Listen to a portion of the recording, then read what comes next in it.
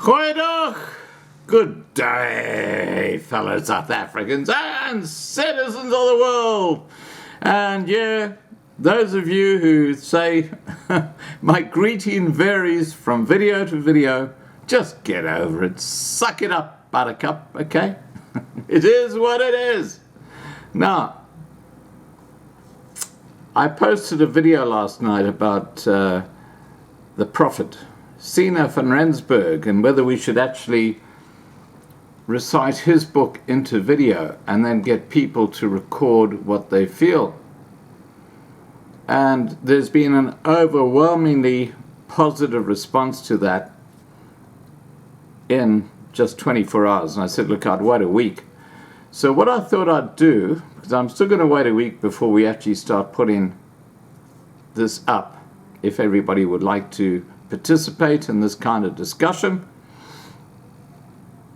What I'm going to do is I'm going to give you some more background information about Siener Nicolaas van Rensburg. Here we go. About 5 o'clock one autumn morning, I was sitting on my cane chair reading 1 Samuel 9. Saul and his servant were looking for his father's asses that had been lost. They found nothing. And when Saul wanted to go back, his servant advised him that they should consult a man of God. He said the following to Saul, "Behold now, there is a city, a man of God, and he is an honorable man. All that he saith cometh surely to pass. How, or now, let us go thither. Peradventure he can show us our way that we should go." Something happened to me at that moment. A shudder went through me. A light flashed through my head, and as I stood up, I spoke aloud to myself.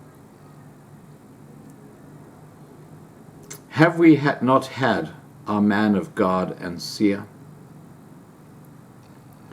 Vague memories came to mind, and for a fleeting moment I saw myself in the countryside at Lichtenberg, where my father was busy telling me, my brothers and sister, about Siener van Rensburg, who always went to a hill behind his house during the day to read his Bible and pray.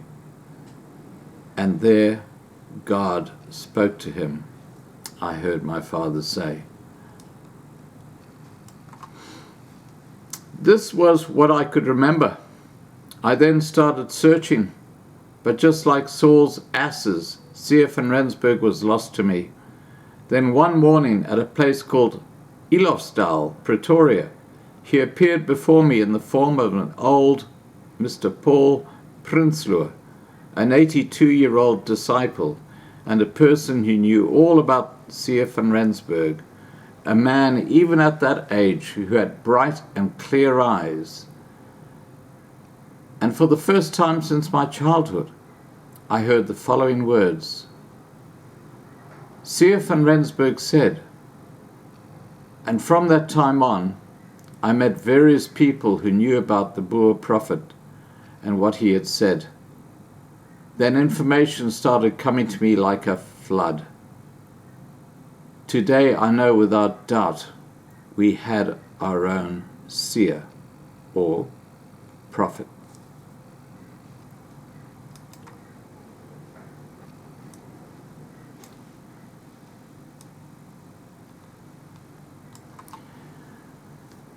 During the last quarter of the previous century and the first quarter of this century, no one was more well known in the Western Transvaal than Nicolaas van Rensburg, the seer. He was a legend during his lifetime, and not only did well-known generals of the Boer War like Delarey and Kemp believe that he was a prophet, but statesmen like Generals Herzog, Louis Botha and J.C. Smuts on more than one occasion witnessed, even in Parliament, that Nicolaas van Rensburg's prophecies have come true during their lifetime. There is enough evidence which proves that Nicholas van Rensburg was no charlatan. The only book he read was the Bible, and he believed that his visions came directly from God, and never did he practice occultism. He was a devoted Christian and never used his gift of prophecy for personal gain or attempt to impress anyone. He believed that you must live your life in honor of God, and many Bible verses are found in his prophecies. And to this day, it has not been proven that his prophecies were false, except for those ignorant people who have attempted to interpret them in their own way. Now, this is where we're going to have the debate. So, before I go any further, the whole idea of reciting systematically his prophecies on this channel every week, and it'll only be for 15 minutes, and then you guys below can put your comments and have your own discussion, see where this takes us. Okay, this is what freedom of speech is all about.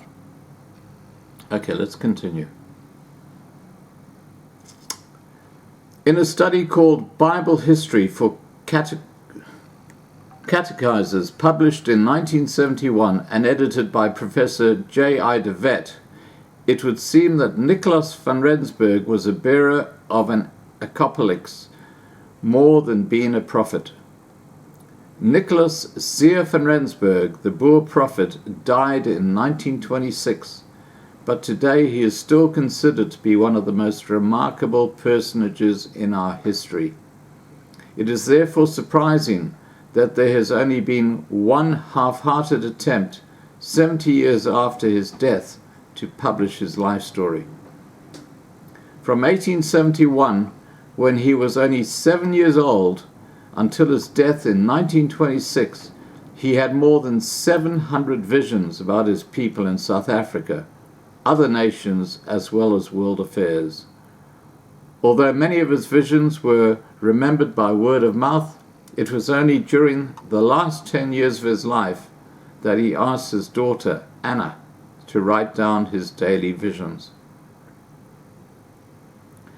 The two books which contained his visions, as written down by Anna, his daughter, were nowhere to be found during the early years of 1980, and even the remaining family did not know where they went. According to an article in a Sunday newspaper in 1981, these books disappeared after the death of his daughter Anna Badenhorst and could not be found. Now, after about 50 years, the books have again emerged, and when reading these visions, they have an astonishing parallel with the revelation of John. One realizes that the symbols and metaphors, just many, contain the keys to these things we do not understand in our times. In about 700 visions, the history of Nicholas van Rensburg, the Afrikaner, is sketched over a period of 100 years, fitting together like pieces of a puzzle. One must only find the right piece at the right time to complete the picture. This is where the controversy is. Is this a prophecy, or is this just something else? This is why we need to have this discussion in this open forum. Knowledge and interpretation of many of these visions were for years only known to certain people, but to date many of the seer's closest friends could not interpret all Nicholas van Rensburg's visions. An attempt was made in a recent publication, but not only were these interpretations contrary to those given by Nicholas van Rensburg himself, but even contrary to the interpretation given by the people themselves, therefore causing a lot of damage. Just as there are visions and revelations by Daniel and other prophets of the Bible, which will only be understood when they are fulfilled, so it is with some of Nicholas van Rensburg's visions. With the publication of Voice of a Prophet, I'm fulfilling the wish of Nicholas van Rensburg. namely that his vision, that towards the end of the century his people would become more and more interested to know about his visions. At that time, he told a very good friend of his, Mr. Boy Musman, who lived in Freiburg, the following: "There will come a time when I will be much in the news again. At that time, I saw that we as a nation were still arguing amongst one another, and then suddenly we have a black government. Then only will the Afrikaners' most bitter struggle begin." He also said, "I see a time when the whole world will be ploughed under. This is the beginning of the Third World War, and everything will be disorder, and confusion will reign. Then I saw a snake lying on the ploughed land. I could not see its head or tail. Nobody will know for certain where the war will begin or where it will end. Everything in the churches will also be wrong. I saw my daughter Anna seated and writing.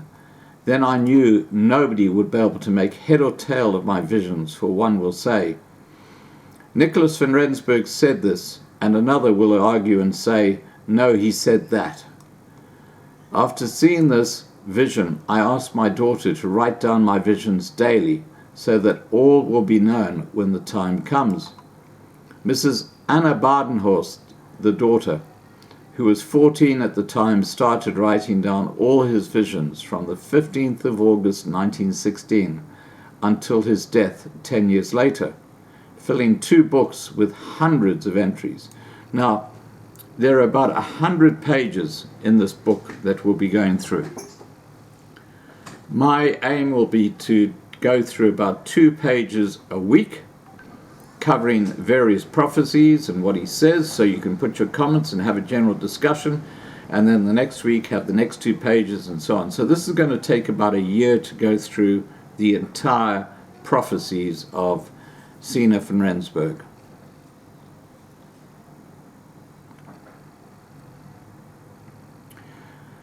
Okay, let's get back to this. How many actual visions Nicholas van Rensburg had will probably never be known. Those which he saw from 1871 were mostly memorized and kept by word of mouth. The seer, Nicholas van Rensburg, did not discuss his visions with everyone. Perhaps the reason was that God so decreed it, and sent only a few genuine and trustworthy friends and people to the old prophet, people and friends who had the gift, when Nicholas van Rensburg passed away, to be able to remember verbatim what he told them. Such people and friends were generals Koos de la Rey and Christian de Wet, 2 Boer generals from the Boer War, and Mr. Cornelis Nieuwenhuis, but especially his good and trusted friend Mr. Boy Musman. Mr. Musman said, "I devoted my life to make my people aware of the visions and the interpretations as seen by Nicholas. Evidence hereof are the hundreds of letters regarding these visions he wrote to people, newspapers, and magazines. Some of these are also for the first time in 40 years included in this book. Lastly, I also received a neatly handwritten manuscript about Seer's visions and interpretations, written in beautiful Afrikaans, the Krause document. For me personally, it is one of the most important Seer discoveries of the past number of years. It consists of over 90 pages and contains all his well-known visions as written down by his daughter, Anna, in the 2 vision books, but also includes his astounding vision on the outbreak and outcome of World War III, as memorized by Opa Grandfather Krause. When the old man was sent to jail in 1942 by Jan Smuts, he related these future events verbally to a cellmate, Mr. Brits, who wrote it down. Furthermore, it contains a number of letters personally written by the seer, as well as some extremely interesting new visions, which were not documented by his daughter. Undoubtedly, Siener van Rensburg has an enormous influence on the descendants of his people. He himself said that the time would come when he would be very much in the news again, a time when his compatriots would be at loggerheads with each other, a dark time when they would be subjects under a black government. The prophecy has already been fulfilled in our time. One of the very first things I noticed when I began my research on the life and prophecies of Siener van Rensburg was his humility and unshakable belief and trust in God. He never had any formal schooling, yet his knowledge and wisdom not only astonished his own family and friends, but even scholars from Cambridge University, England, who had perused his visions. They could not believe that he never had any formal education, that he was just an ordinary and illiterate farmer. From 1916, Siener van Rensburg only revealed his visions and interpretations to his daughter, Anna, and closest friends. This was confirmed by Mr. Boy Musman in many of his letters. During Siener van Rensburg's lifetime, many of his visions were fulfilled, like the Second Boer War, and after that, the Union of South Africa. Many of his visions have yet to be fulfilled, while others have already been fulfilled during the last decade or two. Some examples are the disintegration of Russia, which would coincide with major reforms in South Africa, and Afrikaner dissension. I hope with the publication of this book, 70 years after Siener van Rensburg passing away, to reintroduce him to his people as a man of God, the prophet and true patriot. The writing of this book, Voice of the Prophet, like none other, has given me days of joy, and is signed by Adrian Snyman, and this is dated September 1995. Now, next weekend I'm going to be putting up the first chapter of Siener van Rensburg's prophecies, or his work. Let's call it his work. And I'm sitting on the fence. I'm quite happy to hear what people have to say for it and those who have say against it. But, you know, it's a very, very big part of a lot of Afrikaner and Boer lives, Siener van Rensburg. They truly believe in this. So giving them a platform to discuss and debate what he says and the interpretations, I think is a very, very important record for the future. So please, guys, comment below this video, and as we go ahead next weekend with the first chapter of the book called Messenger of God, your comments will be there for posterity. Okay, so 100 years, 200 years, hopefully, if YouTube and Google don't start cutting things off, I don't think there's any need to because of the way technology is going, your comments could form a very important part of people looking back at this time. Please remember to subscribe to be kept informed. Please ring the bell for the updates. Please like this video. Please share this video. And above all, guys, please stay safe. Bye for now.